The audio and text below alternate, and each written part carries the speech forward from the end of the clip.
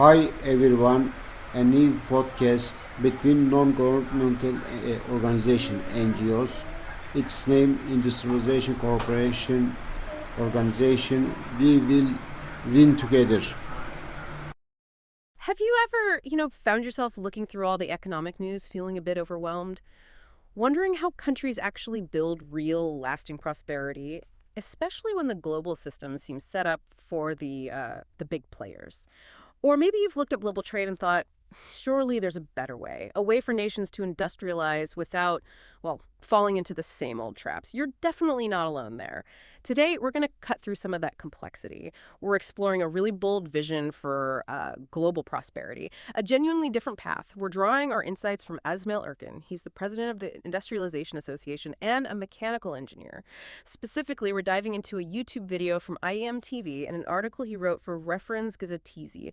Both are about an international industrialization cooperation organization. Our mission today, to unpack his proposal for this new organization, the IICO, and importantly, understand how it challenges those traditional win-win promises we often hear about. We'll even look at things like China's Belt and Road Initiative through his lens. So it's not just about spotting the problems. It's about seeing if ERCAN offers a genuine alternative, a new way forward. Okay, let's unpack this. So when we think about global trade, the picture that often comes to mind is pretty straightforward, right? Developed countries selling high-tech stuff to developing ones. It feels kind of hierarchical. But ERCAN points out something really interesting, almost counterintuitive, about how developed countries trade among themselves. Right. He talks about this concept of intra-industry trade. Exactly. And his research shows that, get this, about 2/3 of developed countries' trade isn't with the less industrialized nations, it's actually with each other, and often within the same industry. Yeah, it's not the simple model of, raw materials going one way, finished goods coming back. It's much more sophisticated. Think about it like needing a high-quality air conditioner. You're probably buying it from a country that already specializes in making them, not one just starting out. Precisely. Yeah. And ERCAN gives concrete examples, like Germany, where something like 61–62% of its trade is with other EU countries and developed nations. And Japan shows similar patterns with G7, G8 countries. He even points to the EU's own history, starting with the coal and steel community as an example of this kind of collaboration, building integration and prosperity. It implies this mutual benefit, doesn't it? Specialization, robust exchange at the top level. It really does. Yeah. And what's fascinating is how that challenges the simplistic view of trade we sometimes hold on to. It shows this really nuanced, reciprocal thing happening among advanced economies, almost like a club where members help each other grow, in a way. But that raises a big question, right? If that's the dynamic among the industrialized nations, where does that leave countries trying to catch up? Is ERCAN suggesting this sophisticated exchange actually creates a barrier for them? Yes, that's exactly part of his larger point. While this intra-industry trade is humming along for developed nations, he identifies a major disruptor, a disruptor that complicates the picture for pretty much everyone else, China. Ah, okay. How so? Well, he argues China's state capitalism strategy, characterized by extremely cheap production, low prices, ends up creating these significant current account deficits around the world. Right. A current account deficit meaning a country is importing way more than it's exporting. Exactly. Yeah. Which can drain national wealth and really hinder its own industrial growth. And this isn't just a small issue, according to ERCAN. No, not at all. He points out the effects are pervasive. They impact regions from the EU to Turkey and many other countries, too.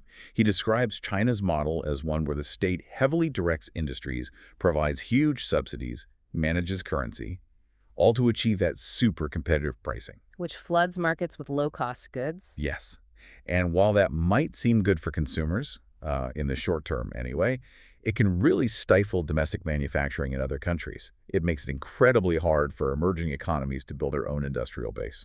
So this really brings it home for you, the listener. How does this constant pressure from low-cost goods, backed by a state-directed model, affect your country's ability to industrialize or even just compete? Especially if you're trying to move beyond just exporting raw materials, the long-term impact, things like job losses, less innovation, more dependency, it can be profound. That's a pretty stark assessment. It really sets the stage for ERCAN's critique of some existing international cooperation models.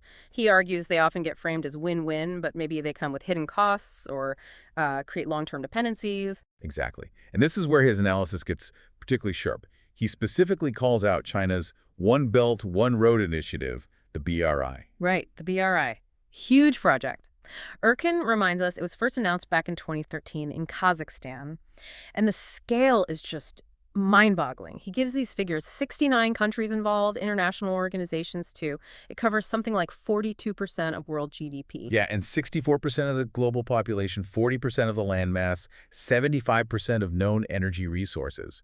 It's vast. And he also mentions this newer element, the digital Silk Road, that really shows how far-reaching it is beyond just physical roads and ports. Absolutely. It extends into digital connectivity, data flows. Yeah. It's incredibly comprehensive. And while the BRI often comes with promises of development, connecting nations, boosting trade, ERCAN argues it can actually lead to countries getting trapped in debt. Yeah, traps. That's a serious concern. It is. And connecting this back, he uses a really striking, quite provocative phrase to describe this potential dependency. He calls it China's new white man role. Wow, that's quite a statement. What's he implying there? He's essentially drawing a parallel to historical forms of colonialism, suggesting that economic leverage, primarily through debt, can lead to significant political influence. And he even warns it could, chillingly, lead to future conflict if nations can't repay. It's a stark warning about a potential new form of power projection through economics. A form of neocolonialism, basically. That seems to be the implication, yes. But it's not like this is going completely unchallenged. ERCAN points out that G7 countries, for instance, are actively trying to counter the BRI. Right, I remember hearing about Italy withdrawing from it. Exactly. That was seen as the success for the G7 counter effort. And they've also set up this $40 billion infrastructure loan fund as an alternative. Trying to offer a different path, presumably without the same perceived strings attached. That seems to be the goal. But ERCAN makes another crucial point here. Many non-industrialized countries, the ones outside China and the G7 bloc, they kind of find themselves as spectators in all this, caught in the middle of this geopolitical chess match. So they're left seeking investment from one side or the other. Often, yes. Effectively caught between these two dominant economic forces. Which really begs the question, doesn't it? What is the real alternative for these nations? If they want an independent path, one that's genuinely mutual and beneficial, not just picking a side or risking dependency. That really is the core question İsmail ERCAN tackles. And this is where he shifts gears. Yeah. He moves from identifying these huge global problems and geopolitical tensions to proposing a proactive solution, something quite inspiring, actually, for Turkey and nations in similar positions. Right, he doesn't want them to be passive spectators. Exactly. He argues they should step up as new power candidates, actively shaping their own destiny. And his big idea is this International Industrialization Cooperation Organization, the IICO. Okay, the IICO. What's the core idea behind it? The fundamental philosophy is a shift, moving away from what ERCAN calls destructive foreign trade. Which he sees as that reliance on cheap imports that kills local industry. Precisely. And moving towards what he calls industrialized, a cooperative industrialization. So not just trade, but actually building industrial capacity together. Yes, it's about building together. And he gives some practical examples of how it could work, centered on this idea of technical knowledge mining. Technical knowledge mining, what does that involve? So the ICO would actively look for products, could be air conditioners, refrigerators, maybe even simpler things like soap or more complex parts.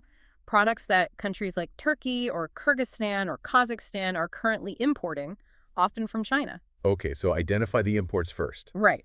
Then the ICO investigates. Can we make this locally? Or even better, can we make it through a joint venture between cooperating countries? So sharing the production process. Exactly. Maybe Turkey has the capability for certain components and Kyrgyzstan can do the assembly, or vice versa. The ICO would research the technical know-how needed, the machinery, the market demand.